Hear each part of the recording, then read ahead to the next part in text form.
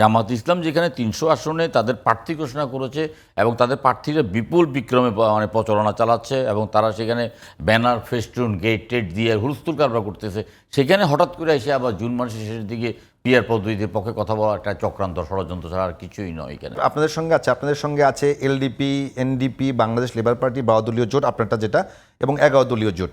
আর বাংলাদেশে অন্য সব রাজনৈতিক দলগুলো সেগুলো ছোট ছোট, হয়তো বিএনপির মতো বড় রাজনৈতিক দল নাই। তো তারা দাবি করছে যে আপনারা পিআর পদ্ধতির মাধ্যমে নির্বাচনে না গেলে তারা হয়তো সংসদে তাদের যে প্রতিনিধিত্ব সেটা হয়তো এনশিওর হবে না। সেটা এনশিওর করার জন্য বিএনপি এবং আপনারা যারা বড় জোট আছেন তাদের কি একটা দায়িত্ব আছে না, যাতে এনশিওর করা যে আমরা আপনাদেরকে নিয়েই সরকার করতে চাই, দেশ পরিচালনা করতে চাই? যেহেতু এখন বাংলাদেশের ঐক্য চলছে, সবাই জুলাই বিপ্লবের পক্ষে, জুলাই অভ্যুত্থানের পক্ষে, সেই দায়িত্ব কি আপনাদের নয়? বিএনপি তো 28শে মার্চ 2022 সালে ঘোষণা করেছে সমস্ত রাজনৈতিক দলগুলোকে নিয়ে আপনার একটা ঐক্যমতে সরকার করবে। সে সময় এই কিছুদিন আগে অনেকে বলেছে যে যদি ঐক্যমতে সরকার গঠিত হয় তাহলে তো বিরোধী দল লাগবে, বিরোধী দল কে হবে? তখন আমরা সেখান থেকে বললাম যে বিরোধী দল তো নির্বাচনের মাধ্যমে হইতে পারে। বিরোধী দল যদি আজকে জামাত বিরোধী দল হয়, আজকে মানে বিএনপিও বিরোধী দল হইতে পারে। মানে বিএনপি সহ আপনাদের জোট পাবে 200, বিরোধী দল পাবে 25টা বা 10টা, এরকম না, আসন তো 300। না, যদি এরকম হয় যে মানে সবাই মিলে 100 পাইলো, হ্যাঁ, তার মধ্যে সর্বোচ্চ যে পেল সাথে 20টা বা 30টা, এরকম সবাই মিলে 100 পাইলো। হ্যাঁ, সবাই তো বিরোধী দল হবে না, বিরোধী দল মর্যাদা পাবে না, প্রধান বিরোধী দল মর্যাদা না, প্রধান বিরোধী দল মর্যাদা যে দল মানে 30টার অধিক আসন পাবে শক্তিশালী হবে কিনা সেলিম ভাই, সেটা কি শক্তিশালী হবে কিনা, যে তারা কি সংসদে 200 আসনের এগেনস্টে গিয়ে তারা কি মানে ওইভাবে শক্তিশালী হবে কিনা? না, আপনি ভারতের দিকে দেখেন, ভারতে যে 535 জন পার্লামেন্টের মধ্যে তো এক পর্যায়ে 400 আসনও বিজেপি লাভ করেছে। সেখানে কোনো অসুবিধা হয়েছে? এবং সেখানে তো কংগ্রেস তো আপনার বিরোধী দলের মর্যাদা লাভ করে নেই, সেখানেই গণতন্ত্র হোঁচট খাচ্ছে, কোনো সমস্যা হচ্ছে? আপনি কি রাজনীতি করেন, আপনি কি অন্য কোনো রাজনৈতিক দলের কিছুটা হোঁচট খাচ্ছে এখন? কোথায়? ভারতে না, ভারতে হোঁচট খাচ্ছে বলতে গত নির্বাচনে যেটা হয়েছে এটা বিভিন্ন প্রাদেশিক পরিষদে হোঁচট খাচ্ছে। জাতীয় রাজনীতি অথবা উচ্চ সংসদের যে আপনার লোকসভাতে তো আপনার সরকারি দল কোনো হোঁচট খাচ্ছে না। এখানে তো পদে পদে হোঁচট খাবে, এখানে তো পদে পদে হোঁচট খাবে। এবং এই সিস্টেমটা যেটা আমরা বুঝি না, আমরা দলকে ভোট দেব, ধরুন পিয়ার পদ্ধতিতে সারা বাংলাদেশে ছড়িয়ে ছিটিয়ে আপনার ভোট আসার পরে দিয়ে আপনার দল যাদেরকে নির্বাচন করবে তারা তো দলের প্রতি জবাবদিহিতা থাকবে, তারা কিন্তু ওই নির্বাচনী এলাকায় জনগণের প্রতি জবাবদিহি থাকবে না, নির্বাচনী এলাকার উন্নয়নের প্রতি তার কোনো দৃষ্টি থাকবে না। কারণ আপনাকে তো নির্বাচন, আপনি ভোট পেয়েছেন আপনার নেত্রকোনায়, ভোট পেয়েছেন আপনার ময়মনসিংহে, ভোট পেয়েছেন টাঙ্গাইলে, আপনাকে আসন দিল ঢাকার একজনকে আসন দিল, তাইলে যে নেত্রকোনার যে লোকটার যেখানে 100 ভোট দিল, বা আপনার টেকনাফের লোকটা 100 ভোট দিল, বা আপনার পঞ্চগড়ের লোকটা 500 ভোট দিল, এই 500 ভোট করে যদি একজন, ধরুন একটা দলের একজন নির্বাচিত হলো, 100 দলের একজন নির্বাচিত হলে সেটা নির্বাচনী প্রধান সারা বাংলাদেশে কি সেটা প্রতিনিধিত্ব করতে পারবে?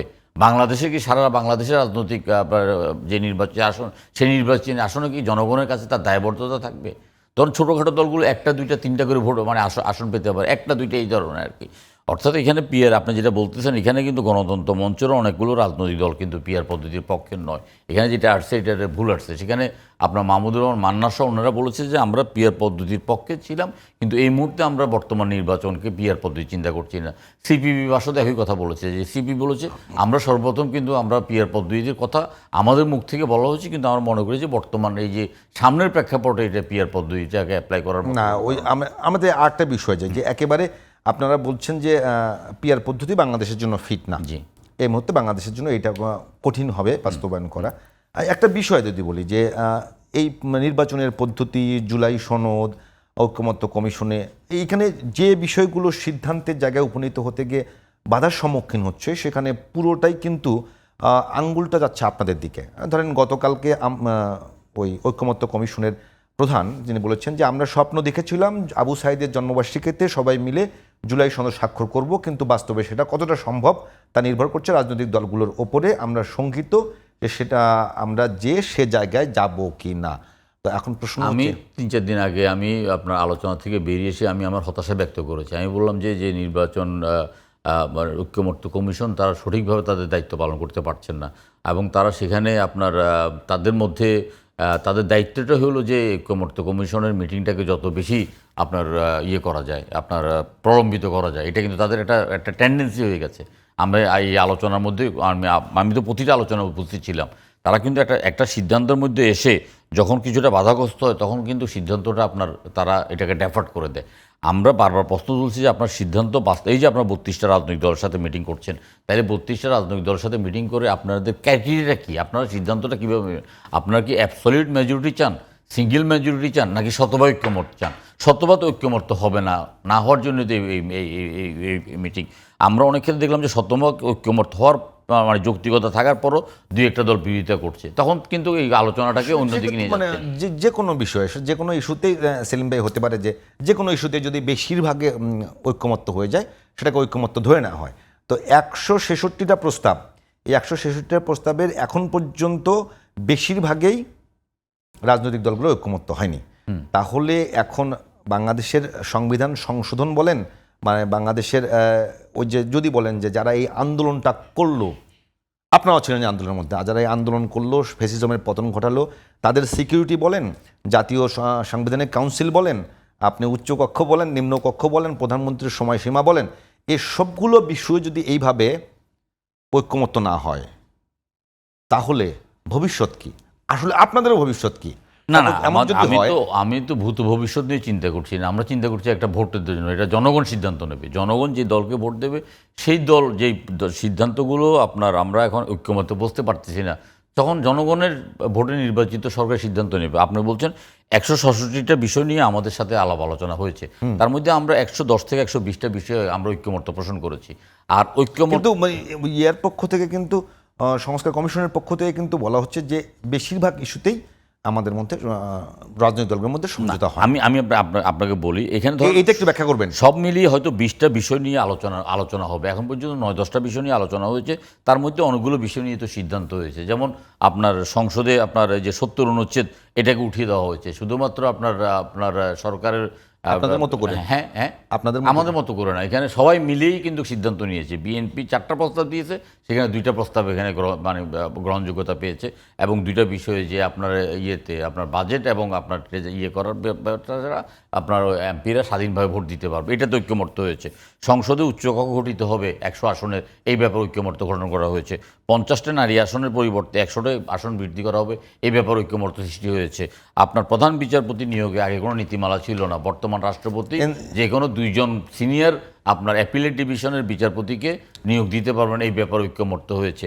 প্রধানমন্ত্রীর মেয়াদ এক নাগারে বলতে মানে লাইফ টাইম 10 বছরের, এই ব্যাপারে একটা ঐক্যমত্য সৃষ্টি হয়েছে। ঐক্যমত্য সৃষ্টি হয়নি এমন কোনো কথা নেই। কিছু কিছু জায়গায় ঐক্যমত্য যেগুলো আটকে আছে, যেগুলো নিয়ে আলোচনা করা যাচ্ছে, যেমন 300 আসনে আপনার যে নির্বাচন, 300 আসনের নির্বাচনের প্রেক্ষিতে 300 আসনের এমপিদের ভোটের মধ্যেই উচ্চকক্ষ গঠিত হবে, এইটা বিএনপি সহ আমাদের প্রস্তাব। অনেকে বলছে যে না, এখানে পিয়ার পদ্ধতি, এখন আপনি নিম্নকক্ষে পিয়ার পদ্ধতি হবে না, উচ্চকক্ষে পিয়ার পদ্ধতি, সেখানেও একটা ধরনের জটিলতা সৃষ্টি হবে। তো সব মিলিয়ে আলোচনাটাতে অংশগ্রহণ করার পরে কি স্বল্প সময়ের মধ্যে বিরতি দেওয়ার পরে আবার 2-3 দিনের গ্যাপ, যেমন আজকে কোনো আলোচনা নাই, আগামীকাল কোনো আলোচনা নাই, আবার পরশু আলোচনা করার জন্য আপনার নিরবিচ্ছিন্নভাবে যে সময়টার প্রয়োজন, এবং আলোচনা করার জন্য ঐক্যমত্য কমিশন নিরবিচ্ছিন্নভাবে যেইভাবে আপনার কাজটা করা দরকার সেই কাজটা করছে না। এবং ধরেন এখানে আপনার আলোচনার মধ্যে এখানে আপনাদের কাছে কি মনে হচ্ছে কেন তারা করছে না, বিষয়বস্তুর মধ্যেই নাই যে আপনার পিয়ার পদ্ধতি নিয়ে আলোচনা। এখন চরমোনায় পিয়ারের পক্ষের একজন দাঁড়িয়ে অনেকক্ষণ পিয়ারের পক্ষে একটা লম্বা চড়া বক্তৃতা দিল, এবং ঐক্যমত্য কমিশন ওনাকে থামিয়ে দিলেন না, কিন্তু এটা কিন্তু আলোচনার বিষয় না। আমরা আলোচনা করছি উচ্চকক্ষে আমরা কোন পদ্ধতিতে আমরা উচ্চকক্ষের সদস্যদেরকে নির্বাচিত করব, সেখান থেকে ওনারা চলে গেছেন পিয়ার পদ্ধতি না হলে কোনো উচ্চকক্ষে পিয়ার পদ্ধতি হতে পারে তো না উচ্চকক্ষের ব্যাপার আমি বললাম যে আলোচনা চলছে উচ্চকক্ষের পিয়ার পদ্ধতিতে, কিন্তু ওনারা আলোচনাটা নিয়ে আসলো নিম্নকক্ষের পিয়ার পদ্ধতিতে। তাহলে তো এটা এজেন্ডার মধ্যে নাই। এটা কিন্তু টোটাল নির্বাচন কমিশন যখন আপনার সংস্কার কমিশন যে প্রস্তাবগুলো দিয়েছে, যেখানে অধিকাংশ রাজনৈতিক দলগুলো ঐক্যমত্য হয়েছে, সেই ঐক্যমত্য ভিত্তিতে তারা 120টা ঐক্যমত্য হয়েছে। সেখানে অলরেডি ঘোষণা করা হয়, এটা ঘোষিত একটা ব্যাপার যে আগামী সংসদ নির্বাচনটা হবে বর্তমান ওয়েস্টমিনস্টার পদ্ধতিতে, যেটা উপমহাদেশে বা বাংলাদেশের ইতিহাসে ধরেন সে ব্রিটিশ আমল থেকে 1935 সালের পর থেকে নির্বাচনে আমরা এই যেভাবে সরাসরি আমরা আসন কেন্দ্রিক ভোট দিই। এখন আসন কেন্দ্রিক ভোটের বিপরীতে তাইলে যদি সম্পূর্ণ নতুন আপনি চিন্তা দেন, তাহলে আপনার রাজনৈতিক নেতারা নির্বাচন আসনে যাচ্ছে কেন? এখন আপনার জামাত ইসলাম 300 আসনে অলরেডি তাদের 300 ক্যান্ডিডেট আপনার ঘোষণা করলো কি কারণে? এটা একটা চক্রান্ত ছাড়া তো কিছু না। জামাত ইসলাম 300 আসনে সেই চক্রান্তটাকে আপনার কি মনে করছেন? চক্রান্ত হলো নির্বাচনটা পিছিয়ে দেবো, আর সবচেয়ে বড় কথা হলো বিএনপির এখন ক্ষমতা আছে। নির্বাচনটাকে পিছিয়ে দিলে এই রাজনৈতিক দলগুলোর লাভ কি?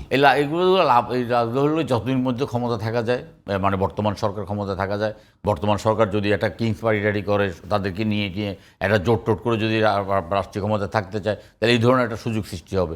জামাত ইসলাম যেখানে 300 আসনে তাদের প্রার্থী ঘোষণা করেছে এবং তাদের প্রার্থীরা বিপুল বিক্রমে মানে প্রচারণা চালাচ্ছে এবং তারা সেখানে ব্যানার, ফেস্টুন, গেট টেট দিয়ে হুলস্থুল কারবার করতেছে, সেখানে হঠাৎ করে এসে আবার জুন মাসের শেষের দিকে পিআর পদ্ধতির পক্ষে কথা বলা একটা চক্রান্ত, ষড়যন্ত্র ছাড়া আর কিছুই নয়।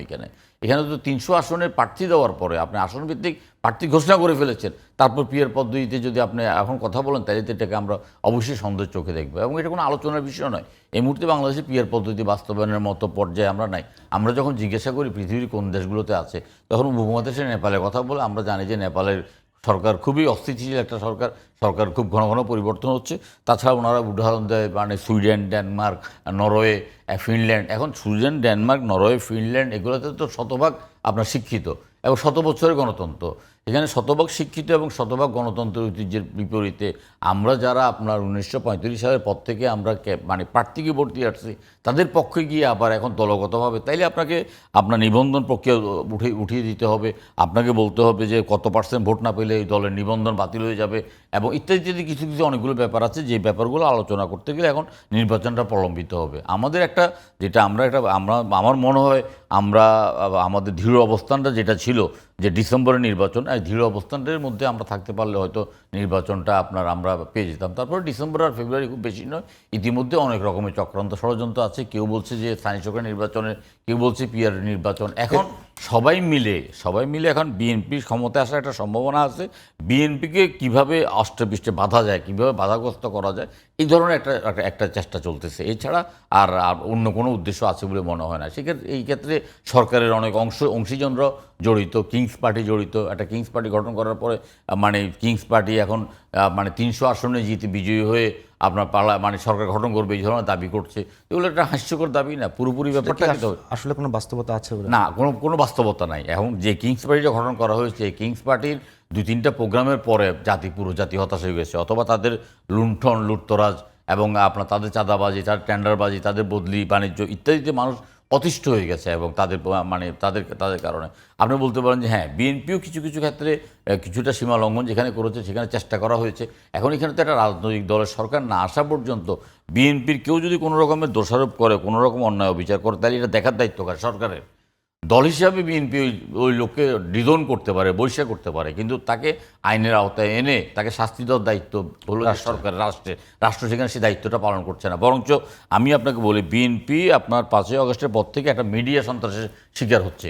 যেমন আমি আপনাকে বলি, ভারতের একটা মানে এলাকায় দেখলাম, ভারতের একটা এলাকায় একজন ট্যাক্সি চালককে বা টেম্পো চালককে একজন মারছে, স্পষ্ট বোঝা যাচ্ছে এটা একটা ভারতের এটা একটা মানে বড় ধরনের একটা পত্রিকায় ছবিটা ছাপিয়ে দিল যে বিএনপি নেতাকর্মীদের আপনার মারছে। আপনি দেখেন যে মুরাদনগর যে ঘটনাটা ঘটছে, বিএনপি ট্যাগ দেওয়া হইল, দেখা গেলো যে বিএনপি নেতা সেটা ধারার কাছে নেই, ওই ভদ্রলোক আগে আওয়ামী লীগ করতো, ধর্ষককারী আগে আওয়ামী লীগ করতো। এটা প্রতিষ্ঠা হওয়ার পরে যারা এই ট্যাগগুলো দেওয়া হয়েছে তারা ফেসবুক থেকে সরিয়ে নিচ্ছে। এখন যাই হোক, যত কিছুই ঘটে আপনার ওই যে মানে যে দোষটা বিএনপিকে আনতেই হবে, এটা কি একটা অংশের বা একটা মিডিয়ার এটা এক ধরনের একটা আছে। বিভিন্ন মিডিয়া তো ধরেন আওয়ামী লীগ আমলে সৃষ্টি হয়েছে, সেই মিডিয়াগুলো এখন মনে করছে যে বিএনপি কে চেপে ধরা যায় কিনা বিভিন্নভাবে। আমি অনেক মেইন স্ট্রিমের পত্রিকা দেখছি, মেইন স্ট্রিমের টেলিভিশন দেখছি যারা মিথ্যা তথ্য প্রচার করছে। আজকে একটা পত্রিকা এসছে যে আপনার বাংলাদেশের সবচাইতে আপনার বড় একটা পত্রিকা, অধিকাংশ নিউজ করে এবং নিউজগুলোকে তারা প্রত্যাহার করে।